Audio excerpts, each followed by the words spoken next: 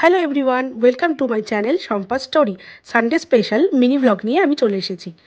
আজকে Sunday special তৈরি হচ্ছে বাড়িতে মাটন কষা। তো দেখতেই পাচ্ছ, প্রথমে আলুটাকে ভেজে নেওয়া হচ্ছে এবং মাটনটাকে সমস্ত মশলা দিয়ে, পেঁয়াজ দিয়ে, টমেটো দিয়ে এবং সমস্ত গুঁড়ো মশলা দিয়ে ভালো করে ম্যারিনেশন করে নেওয়া হচ্ছে। তারপর কড়াইতে তেল দিয়ে গোটা গোটা গরম মশলা ফোড়ন দিয়ে এবং কুচি করে কেটে রাখা পেঁয়াজ দিয়ে ব্রাউন করে ভেজে নেওয়া হচ্ছে। তারপর আদা, রসুন, কাঁচা লঙ্কা বাটা কড়াইতে দিয়ে ভালো করে মশলাটা কষাতে হবে। যতক্ষণ না মশলা থেকে তেল ছেড়ে আসছে ততক্ষণ ভালো করে মশলাটা কষাতে হবে।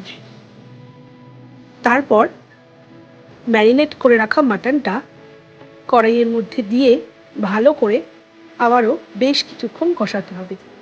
মাটন হোক বা চিকেন, যতটা ভালো করে কষানো হয় ততটাই টেস্ট হয়। আর আজকে রান্নাটা করছে আমার মা। দেখতে থাকো। দারুণ একটা অলরেডি গন্ধ ছেড়ে গিয়েছিল।